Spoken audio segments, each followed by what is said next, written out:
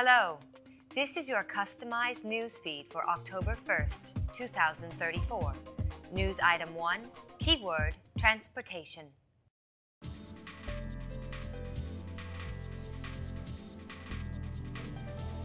Today marks the 25th anniversary of the Critical Commerce Corridors Transportation Network here in the United States. It's hard to believe, but in the year 2009, a federal plan to finance and build the critical commerce corridors that today seamlessly connects America's high-speed interstate highways with all major U.S. waterports, airports, and rail hubs was highly controversial. To see how far we've come, we take a look back. We all knew something needed to be done. The interstate highway system wasn't planned for the needs of the 21st century. Parts of it were over 70 years old. It was turning into a system of bottlenecks, and we weren't even investing enough to maintain, much less improve it. But we were all afraid of raising highway user fees. We had turned the gasoline tax into a political wedge issue rather than the investment tool it was created to be. In 2009, America's national highway network was well on its way to becoming dysfunctional. The U.S. was relying on a national road system largely drawn up by government officials almost 100 years ago. Motor vehicle crashes were killing more than 42,000 people on the nation's roads annually and were the leading cause of death and permanently disabling injuries for American children. The threat of greenhouse gases to our environment was just becoming understood, and ever-worsening traffic gridlock was then responsible for an estimated 25 million tons of preventable carbon dioxide emissions each year. People in Capitol Hill began to realize that traffic gridlock was part of our energy, healthcare costs, and environmental problems. When I learned motor vehicle crashes were responsible for $230 billion a year in insurance, healthcare expenses, and lost productivity, I knew something had to be done. If we started making transportation investments more wisely, we could cut healthcare costs and make American businesses more competitive. The Critical Commerce Corridors program was the answer. The competition for global economic supremacy was also red hot 25 years ago in 2009. Other nations were competing with America. China had a massive strategic transportation plan underway, building 53,000 miles of new interstates in just 20 years. India was upgrading 25,000 miles of expressways, and the European Union was busy adding nearly 10,000 miles of new highway and rail capacity.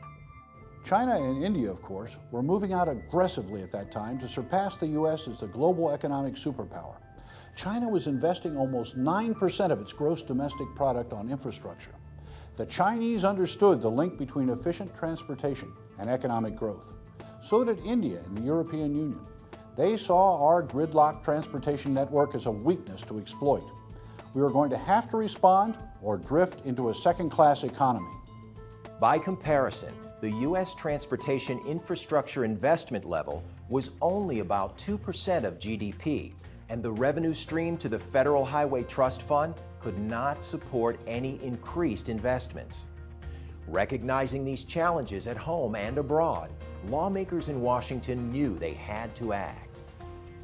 Congress and the White House put their heads together and came up with a bold and innovative new program for the nation's federal surface transportation programs.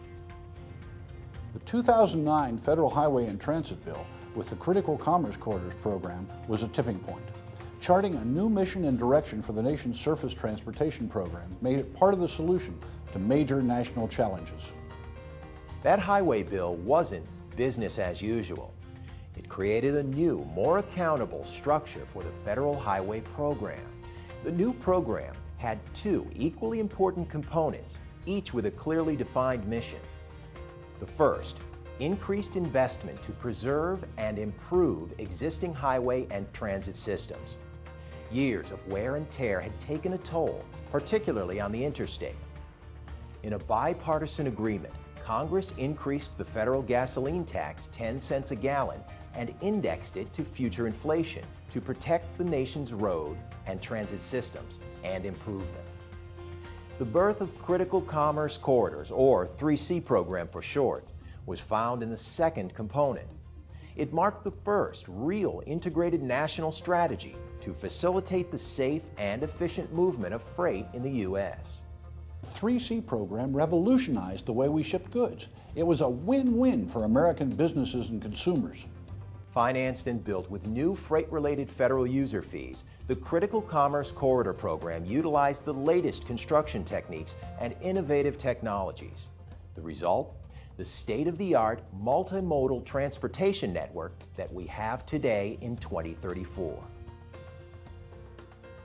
Separated truck lanes have made me feel a lot safer on the road than I did as a kid in my mom's small car. The 3C created new capacity by utilizing existing interstate highway system right-of-way and incorporating tunnels and overpasses. It resulted in reduced truck and passenger vehicle trip times, lower transportation costs for American businesses, and it helped improve air quality. The number of severe motor vehicle crashes dropped, reducing overall U.S. healthcare costs. The Critical Commerce Corridors program helped to preserve America's position as the global economic superpower. It renewed our commitment to the environment, and it revitalized the quality of life in communities all across America. It was well worth the political risk we thought we were taking. The Critical Commerce Corridors changed America for the better. My vote for the Critical Commerce Corridors program is one I'm most proud of. It made a real difference.